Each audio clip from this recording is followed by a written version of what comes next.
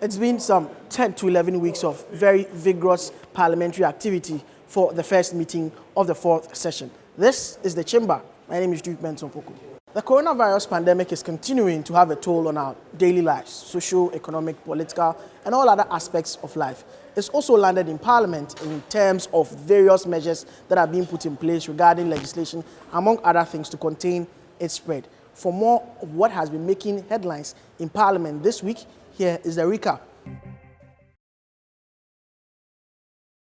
Lower the cap on the Ghana Stabilization Fund from the current $300 million to $100 million in accordance with Section 23, Clause 3 of the Petroleum Revenue Management Act.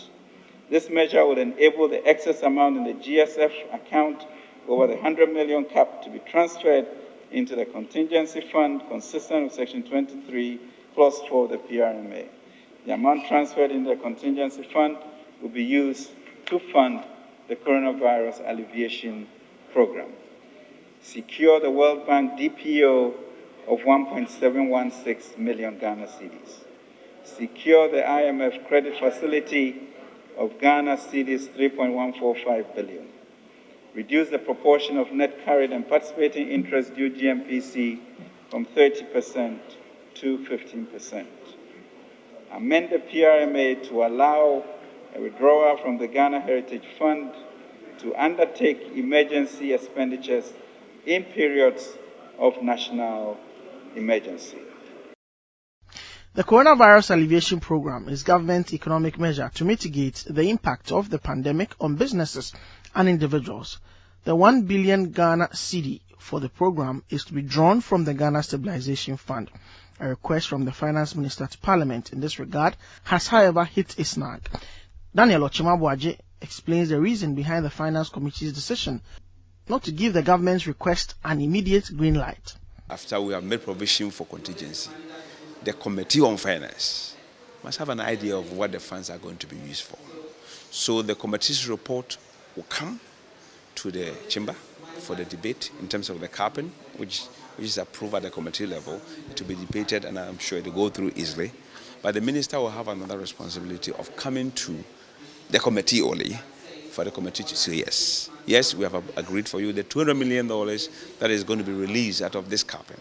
What are you going to use it for? The COVID-19 National Trust Fund Bill was laid in Parliament by Attorney General Gloria Kufu on Wednesday, 1st April.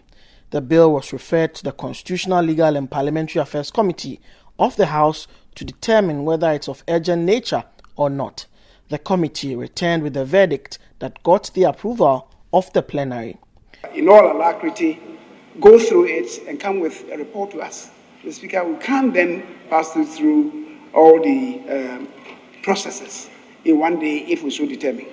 So, Speaker, I want to agree with the committee that what we've done is most appropriate under the circumstances, that the entire House, the Speaker, approves of the report and agree that this bill be taken under a certificate of urgency so that it can go back to the committee for them to come back with a report in support of the second reading of the bill, which then will be done by the Minister for Justice and the Attorney General.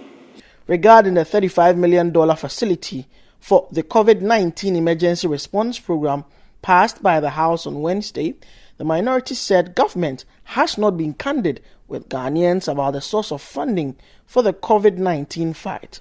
It's very important that we all get the money in order for the government to fight the pandemic.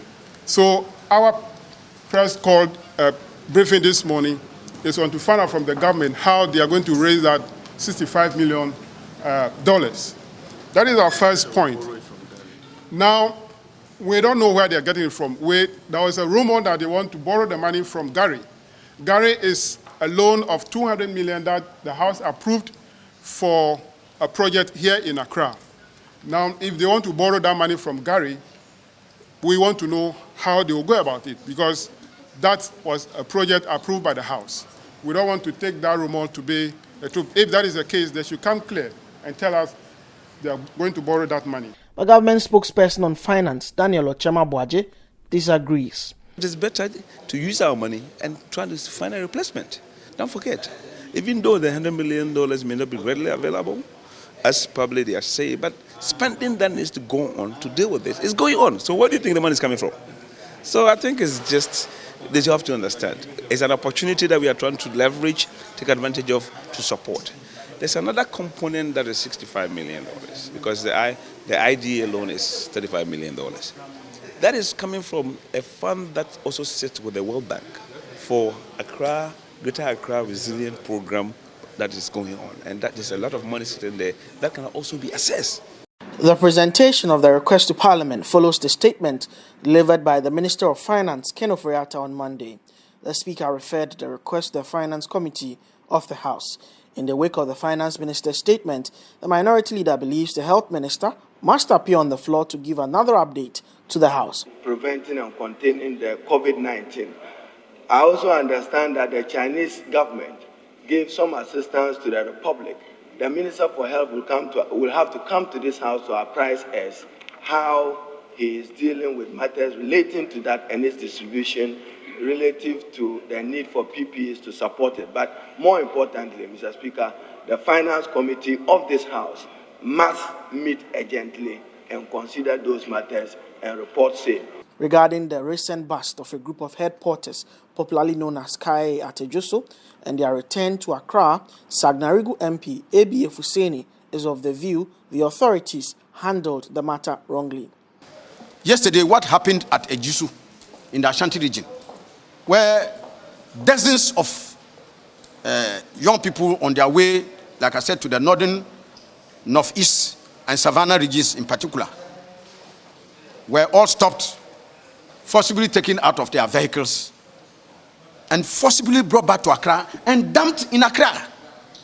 And the emphasis of the word is dumped. They just brought them, dumped them.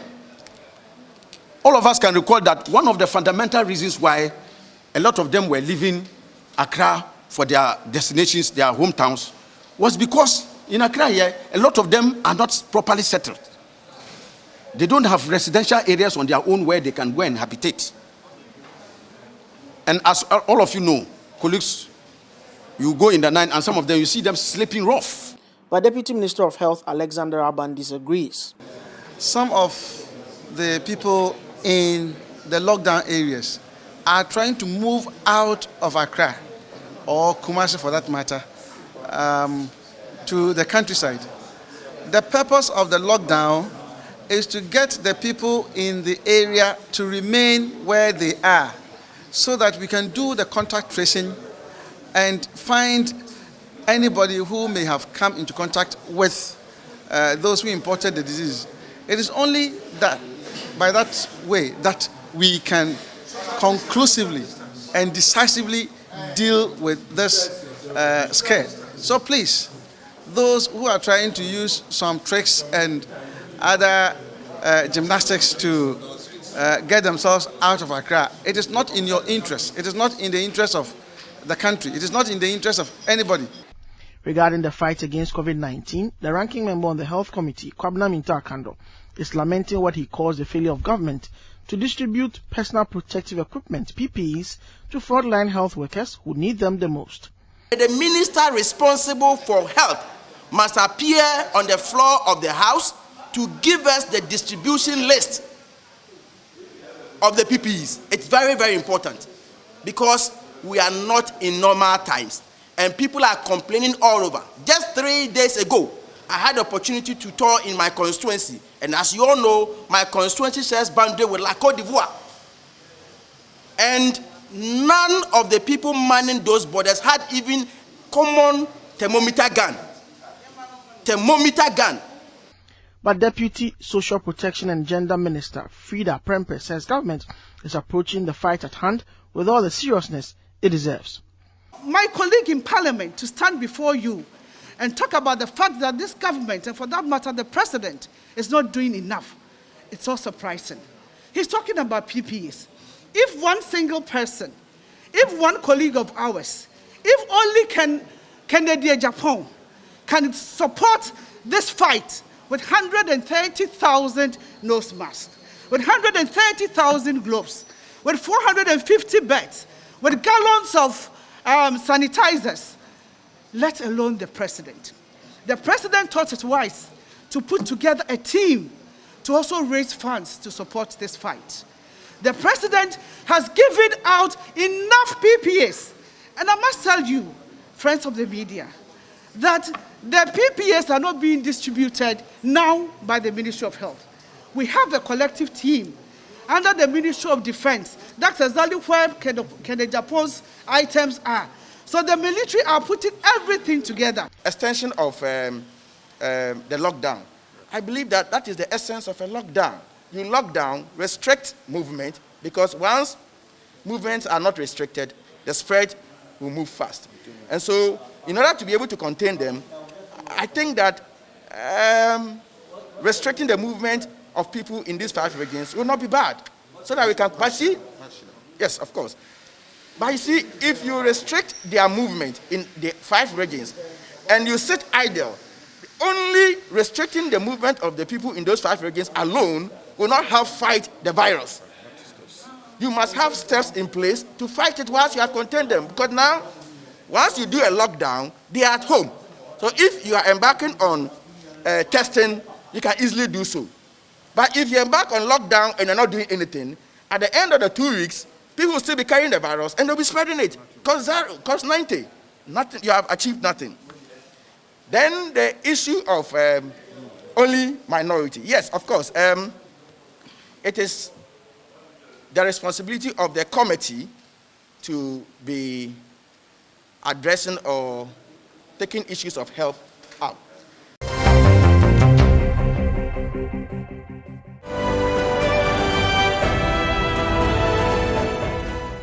So there are very, very interesting stories that have actually dominated headlines in Parliament this week, served you there in that recap. For now, though, we'll take a break. When I come back, there is more on the chamber. Welcome back from the break. This is From the Floor segment. I'm sitting down with the chairman of arguably the most powerful committee of Parliament. That's the Finance Committee of Parliament. We'll have a discussion over a wide range of issues and then zero in on government's financial plan to mitigate the impact of the coronavirus pandemic on the economy, as well as other interesting matters. I'm here with the Honourable Member of Parliament for New Jobbing South, Chairman of the Finance Committee of Parliament, Mark Esibe-Yeboah, PhD. Welcome, sir. Yeah, thank you. Okay, so just to get things very clear and help my audience understand, what is the work of the Finance Committee of Parliament? Yeah, so our orders provide in Order 169 that the Committee on Finance shall be the committee to which all matters relating to the economy would be referred to and considered. So if you tie the Constitution to our standing orders, then financial matters relating to the economy, as per Article 181, the contraction of loans, all of it will be matters that the Finance Committee handles. So, and pretty much everything relates to the economy. That's why the Finance Committee would do about 75% of the work on the floor. Yeah, so we are quite busy at the Finance Committee. People have spoken about the kind of scrutiny that goes into the approval and even the recommendations regarding the various loans and commercial agreements and other things, that financial agreements that come to the floor from the committee. Some have said that we take too little time to look at these documents. The House is saddled with a lot of the, in the last 3 days, I can count on the tip of my finger, over 25 loan agreements that have come onto the floor, financing and loan agreements. Tell us, what level of scrutiny goes into these agreements before they are passed? It's a real source of worry for me. You see, most of them we've done over and over again. If you have, say, a World Bank IDA loan facility, the terms are concessionary, they are standard terms, and you don't really have to do anything extraordinary to get it passed. Okay, so those will be IDA, World Bank loans. We have African Development Bank loans, which are also standard. Then we have commercial facility, some of them, the loans that you see, you count them 25. Sometimes there are 3 different facilities for one project. I see.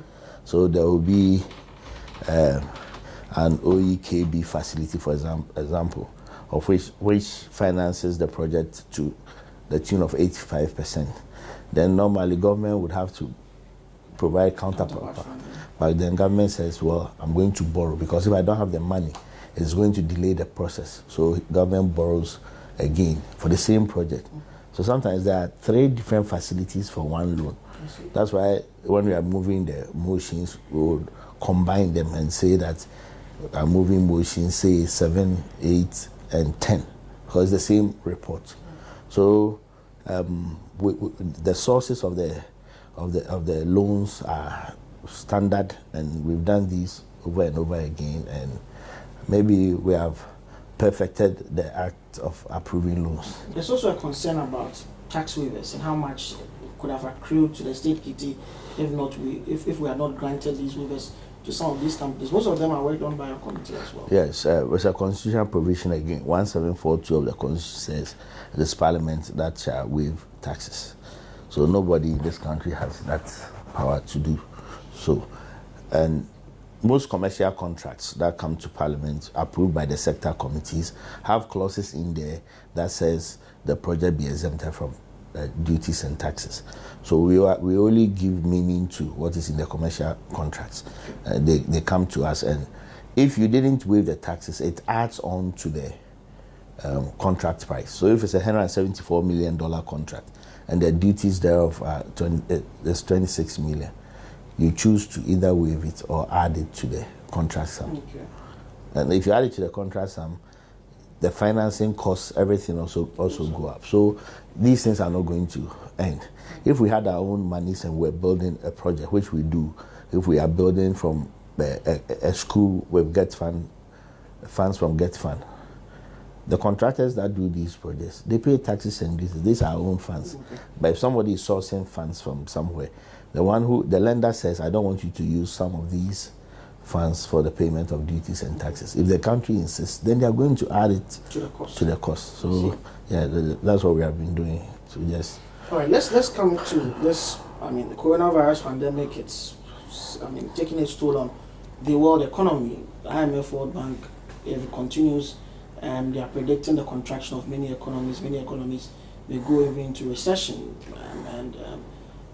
Finance Minister this week was in Parliament to brief the House on the economic impact.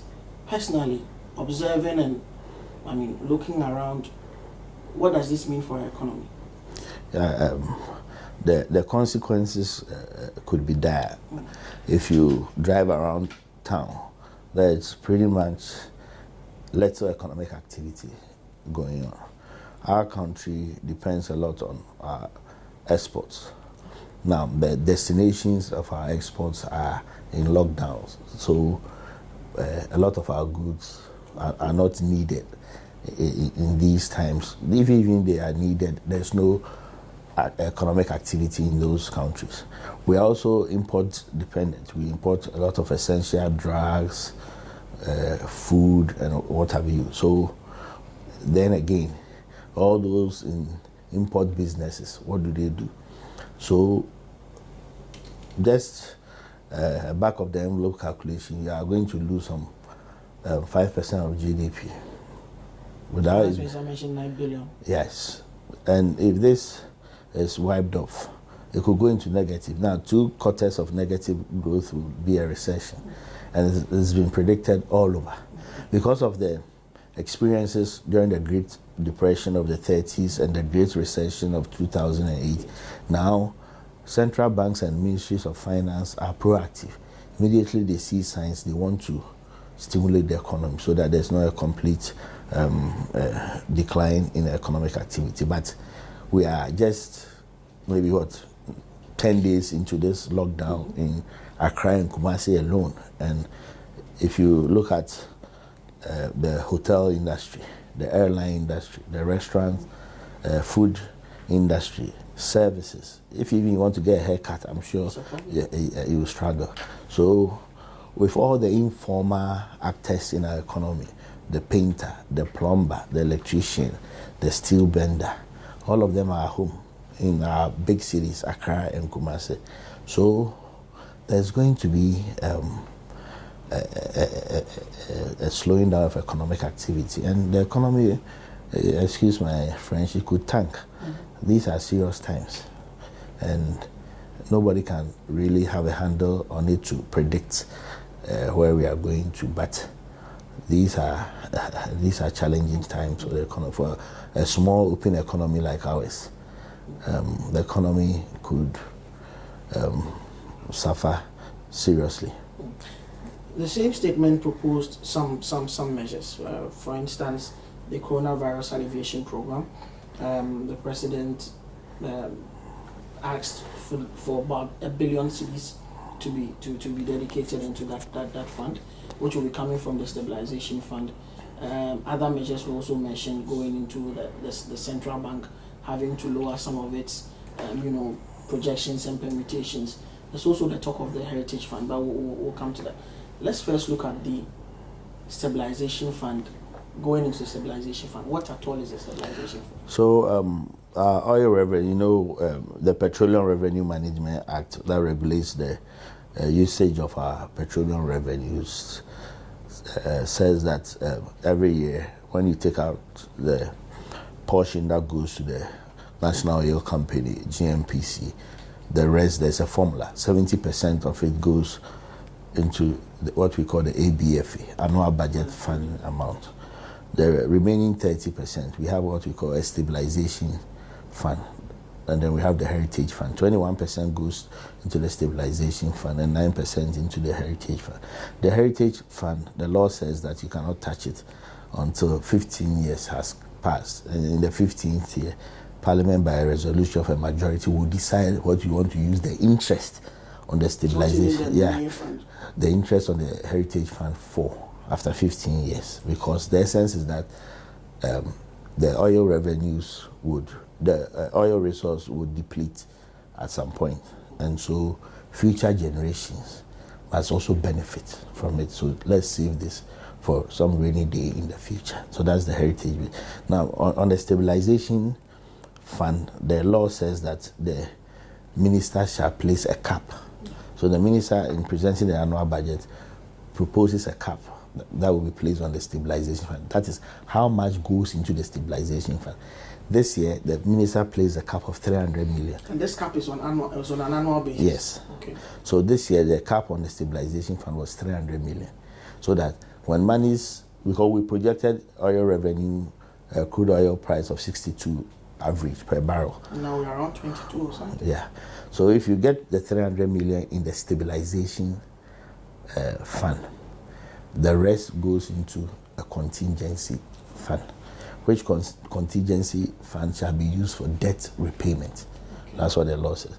What the minister seeks to do now is to lower the cap. So now the minister is saying, I want to lower the cap from $300 million to 100 million. So to suggest that only 100 million should go into the stabilization fund. Then the rest will go into the contingency fund. So by his projections, we'll get about $280 million going to the contingency fund in the face of all of the crisis. Which would then be used to finance the coronavirus alleviation program? More or less, because the contingency fund withdrawals from it are for emergencies, okay. And there couldn't have been a bigger emergency than what we are experiencing now. This week, the minority has said that the finance minister has failed to come to the finance committee, your committee, with the details as to how this money is going to be spent. Which money? The money? Yes, the contingency. So which sectors? I mean, he said 1 billion will go into some sort of a stimulus package. Will go into hospitality, tourism, and others. But he's here to provide to the committee an itemized, the list of exactly the areas. I think the minority are running ahead of themselves. There's a two-step process. The first process, which the minister is seeking to do, is to ask Parliament to approve a lowering of the cap, okay. Which is before our committee. We've worked on it. There's agreement that the cap be lowered. Now, when the cap is lowered to 100 million, the money now goes into the contingency fund. So as we speak now, the Parliament has not approved the lowering of the cap.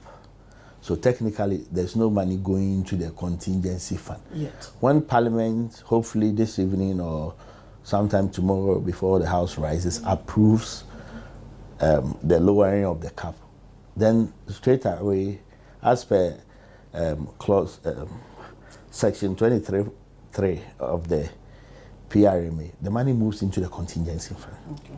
Now, when the money is going to the contingency fund, the Constitution is clear on how monies from the contingency fund can be assessed in Article 1771 of the Constitution. So nobody can be demanding a list of for utilization of the proceeds going to the contingency fund, because Parliament itself has not approved the lowering of the cap. I hope. Yes, it's very clear. Another issue that has come up, you in your analysis mentioned the informal sector and how they could be supported in times like this.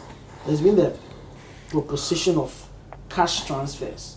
What do you make of that? And how would this really work in an economy like ours?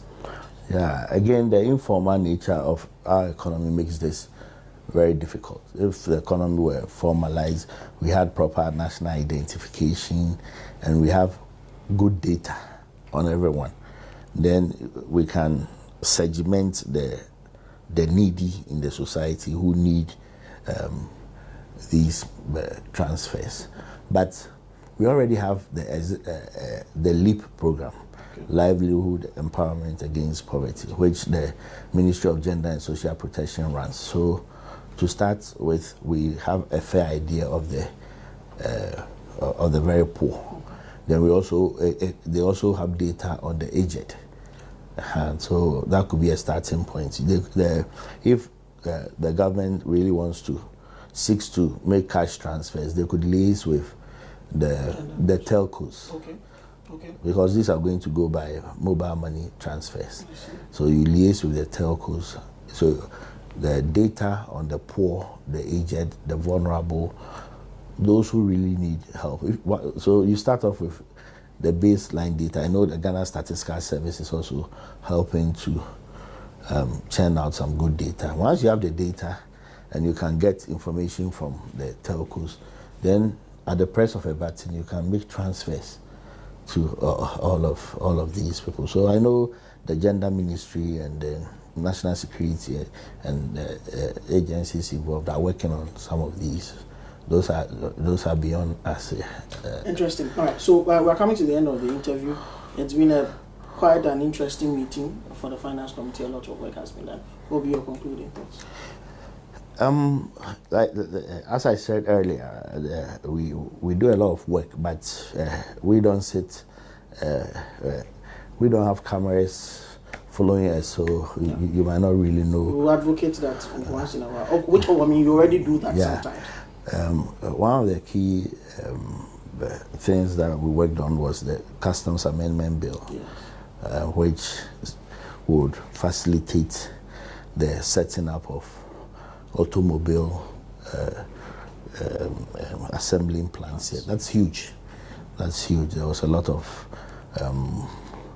opposition to it, but we got it done. Yeah, and as usual, we've worked on a number of waivers, and the loans that have come in 6 hospitals, the roads, the water projects, a lot has happened, and our work is on the quiet, behind the scenes, more or less. So we've done a lot, and I think it's been a good meeting. Hopefully Parliament rises tomorrow so that we can also get some rest, because it's been tiring times, this meeting. We want to give your constituents a word. You are running again. Yeah, having failed, I'm in the race, and I'm in the race to win. So this is my 3rd time trying, and on 2 occasions, the people of New Javan South reposed confidence in me to represent them. I think I've not been a bad MP, and so hopefully April 25th, the majority will give me the nod again. Yeah. Thank you very much for your time. Very, very grateful. So that's how we wrap up this very interesting interview with the Honorable Chairman of the Finance Committee, MP for New Driving South. So we're still having a discussion regarding the COVID-19 pandemic and its toll on our life, social, economic, political life in this country.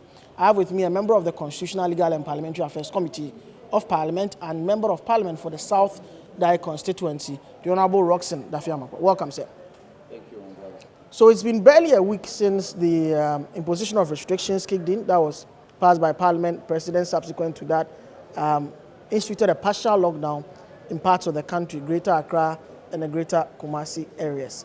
Of course, members of Parliament, members of legislature are part of the essential services that are exempt from all of these restricted movements. First of all, what would be your impressions so far of how the partial lockdown has gone and how it fits into the overall frame of containing the spread of this coronavirus? Thank you very much. I believe that it's a big shock to a lot of people. That's my preliminary observation. People are not used to this sort of thing. Yeah. And they must have heard people speak of curfew in the 80s and the PNDC. But this is the reality. It's hit home. People now appreciate the fact that this was how curfew looks like. But this one is more than curfew. This one is a 24-hour total lockdown. And others describe it as partial because of the fact that it is not affecting the entirety of the country. But you know, Accra and Kumasi are the heartbeat of the country. So once these two cities are paralyzed, the country eventually is also paralyzed. So I can understand. I've driven around a couple of days. I do not see that people are taking it serious. I still see a lot of vehicles on the road. I've also seen a lot of police roadblocks.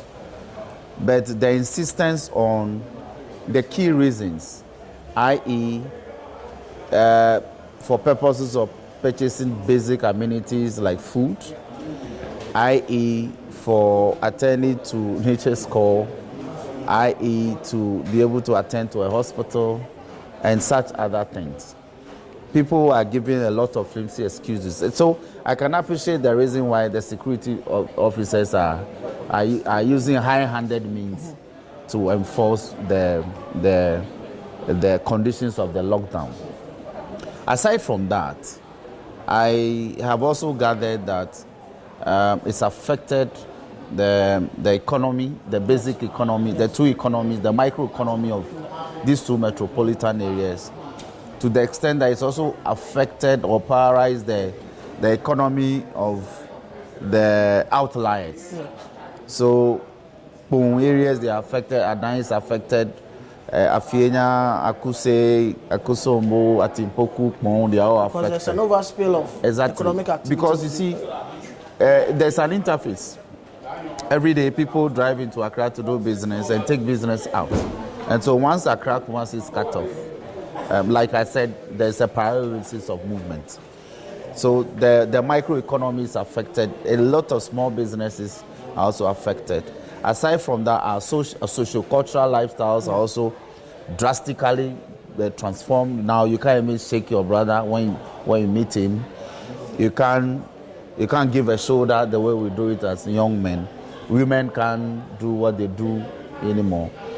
And socio-culturally, so we are adversely affected. People are trying to appreciate the reality now.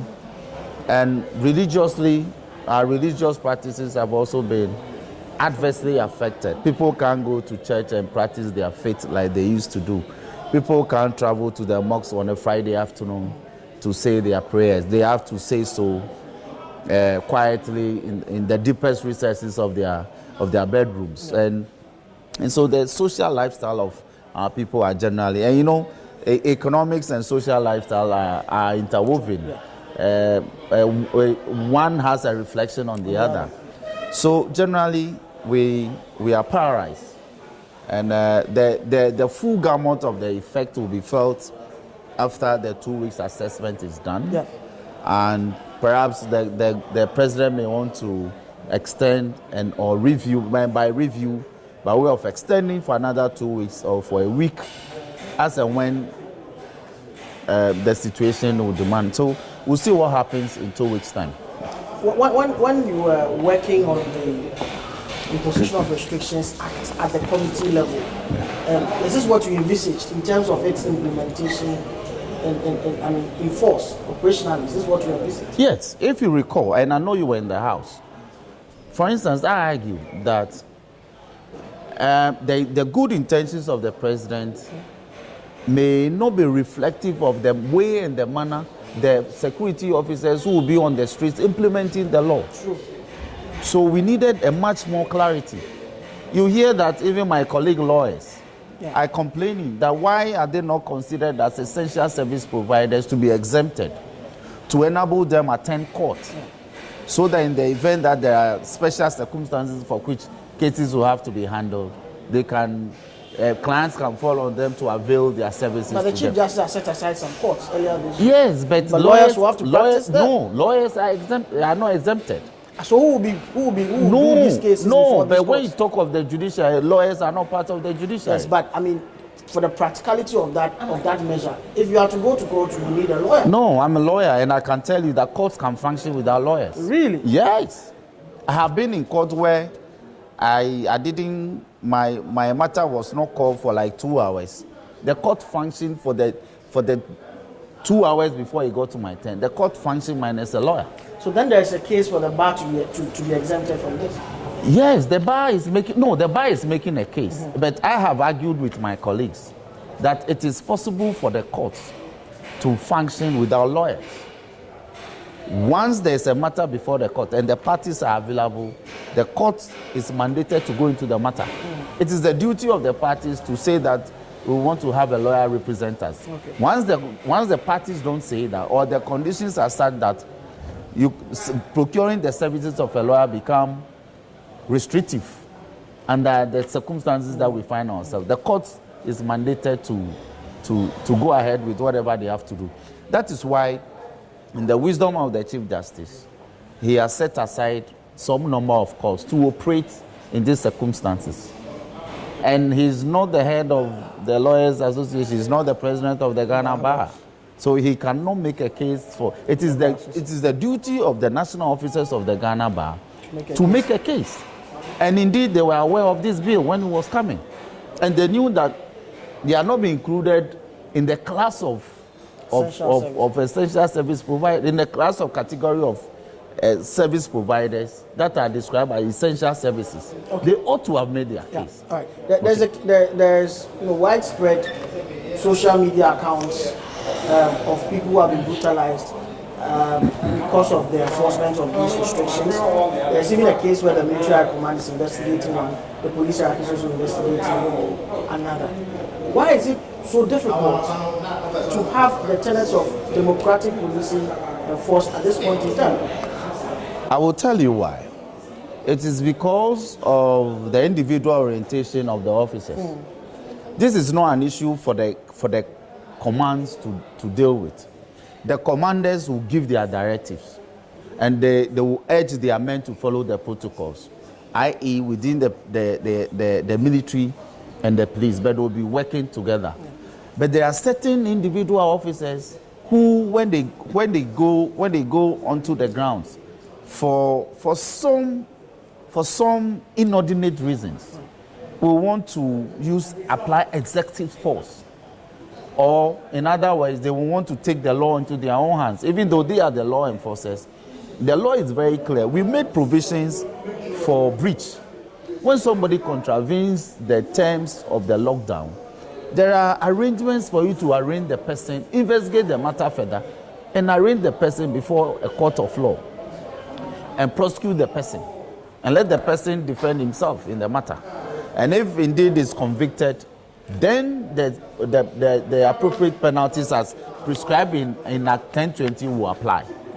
Vis-a-vis the provisions made or the regulations made in EI 64 and EI 65 recently issued by the presidency. But no, They are equipping people with canes, they are equipping people with hot shoes, they are equipping people with electric cables. And these are things that are recorded to have happened under the PNDC and other military regimes. So what is the difference? So this is condemnable? Yeah, it is condemnable. I am out there to have condemned this act. You see, the military, I have heard the military take issue with TV3, a sister, another media house, for publishing some particular information.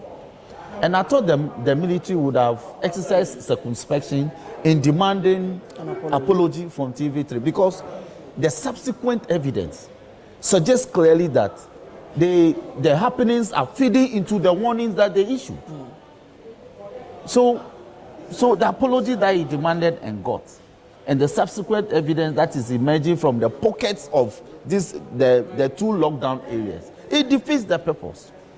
So it means we have issues with individuals amongst the security enforcement officers. So it is those individuals that ought to have been brought to book. Okay. And I'm also urging individuals that where, for good reason, you are out there and you have been brutalized, people should begin to assert their rights. You don't sue the Ghana Police Service when you are brutalized by a serving police officer in uniform under these circumstances. Sue the individual police officer in his capacity as an individual. When you are brutalized by a military officer in uniform under these circumstances, and you know that the grounds for which you were found out is covered by either EI 64 or EI 65, or even the Act itself, Act 1012, you take steps and sue the person in civil action, in tort. You understand me? Then the officers will begin to wake up and know that when you are in uniform, it is the uniform that makes you special. When you exercise the coercive powers of state as a uniform officer, your duty is to exercise those coercive powers within the remit as set out in the law. Okay. If you go outside the law should be applicable to you in equal measure as you sought to apply it to the person you thought that infringed the law. All right. You know. We'll take your concluding remarks. Okay. At this point. I want to urge all of us to be calm and to try as much as possible, those of us who are found within the catchment areas of Greater Accra and Greater Kumasi, in other words, Metropolitan Kumasi, to try and cooperate with the law enforcement officers to ensure that the measure as imposed under the various regulations covering this activity are for purposes of securing our public safety. And therefore, we should try and cooperate so that the Commonwealth, the health of the Commonwealth of the country can be ensured. Finally, I want to say hello to my constituents in Southern, Peki, Pali, Kweve, Tongo. There's a big spillover to my constituency by the fact that because rumors of the lockdown filtered into the public space a few days before it was announced on on Friday night, a lot of my people went back home to spend that 2 weeks with their families. So we are making efforts. I know the assembly has provided, the local government through the assemblies have provided a few Veronica buckets. I have also made arrangements. I'm providing about 1,000 hand sanitizers, about 1,000 hand gloves. I'm providing about 40 or 50 Veronica buckets in addition to what the assembly has provided. Wow. I'm also providing about 1,000 face masks. I'm providing, in addition to that, I'm also providing, how do you call it? Hand lotions. Yeah. So to facilitate the hand washing and all that, to be dotted over all the communities and the health institutions that I have in Southern. And so, even though we are not captured by the lockdown, the consequence is that our people have trooped home, so there is pressure. And so we must also continue to observe the protocols. Somebody described the social distances as not social distancing, but rather physical distancing. We should observe that. We should also observe the religious protocols, not to congregate in churches. Where we have funerals to perform, as much as possible, we should observe the limit of only 25 people and private burial. All those things, we are in the rural areas. Our markets, the Tongo Jemeni market, Clever market, Peking market, there are arrangements that will minimize the number of people who will come to the market from next week. I also know of the arrangement to fumigate the 3 markets, I think tomorrow, Saturday. But because we'll be rising tomorrow, I will not be able to attend. But I want everybody to cooperate with them so that the welfare of the district, of the people of the district, and which is also co-terminals to my constituency, will be secured until we are out of this present crisis. Thank you very much. The Honorable Dafia Mapo is MP for South Dai, and he's also a member of the Constitutional, Legal and Parliamentary Affairs. But that's how we wrap up this segment of the program today on The Chamber. We'll be back after this break, where there's more. Welcome back from the break. This is Duke's View. It's been an interesting, 10 to 11 weeks of the first meeting of this session of Parliament. That is the 4th session of the 7th Parliament. It's been quite interesting. Today on My View, I'll be doing a review of what has transpired in Parliament, looking at the good sides and the bad sides for this meeting. And usually the first meeting is from January to March, but it's extended some way, somehow into April, and Parliament will be going on a recess for about 4 to 6 weeks, and would be probably reconvening in May, late May, for the second meeting of the 4th session of the 7th Parliament. This is the last session of the 7th Parliament because elections, if everything goes as planned, is scheduled for December. Let's look at some positive things that have come up this meeting of Parliament. This is the meeting of Parliament that has witnessed the outbreak of the coronavirus pandemic, and that has affected almost everything, not just in Ghana, but the whole world. As we speak, the threshold, 1 million cases, has just been crossed. There are over 1 million cases of the coronavirus worldwide. And here in Ghana, just a little over 200 cases have been recorded. But Parliament, what is critical for me, and what I think we should celebrate, is how Parliament has bonded and put aside largely the partisan differences and have come together, the majority and the minority side, have come together to do some critical things. First, we can mention the Imposition of Restrictions Act. Of course, that came to the House as a bill. Now it's been passed as an act, and which is helping enforce the partial lockdowns in the Greater Accra and Greater Kumasi areas. So, of course, the House needs commendation. Parliament needs get some commendation for this. The minority and the majority for working together. Of course, there was the usual disagreement over whether it was of urgent nature or not, but that was trashed out. They both came together, majority, minority, put aside political differences, and fashioned the law, which is now working. Second thing, you can mention the COVID-19 National Trust Fund, which has just been passed. We had bipartisan consensus from the minority and the majority. It worked very hard. This bill has also been passed. If the president has sent to it, it becomes law and will help receive donations and disperse these donations to be given to those who will be worst affected. Another important thing which is also happening is the economic impact assessment statement, which was presented by the finance minister, at least on the score of the stabilization fund being used for the coronavirus alleviation program, the CAP, to mitigate the economic impact of this coronavirus. At least on paper, in practice, we've seen some form of conviviality and congeniality and agreement between the minority and the majority on this matter, which would bring relief to businesses and all other institutions and even individuals who would feel the reeling impact of this coronavirus. So these are some very good and important things that have happened. Of course, there are little changes here and there. Partisan politics have been interspersed with all of this. Another committee which needs commendation is the Health Committee. They've risen up to their duty. They've been putting government on their toes. Even before the outbreak reached Ghana, the pandemic hit Ghana, they had been able to get the health minister, not the finance minister, the health minister to come to Parliament to brief them at least twice on the measures that are being put in place. Even with the rollout of the measures, they are still exercising that oversight. So I think these are some good things that have happened in this corona period. It has been a rallying point for the majority and the minority to come together to put aside their partisan differences, and they've worked to at least achieve these three major things that I've enumerated on this segment.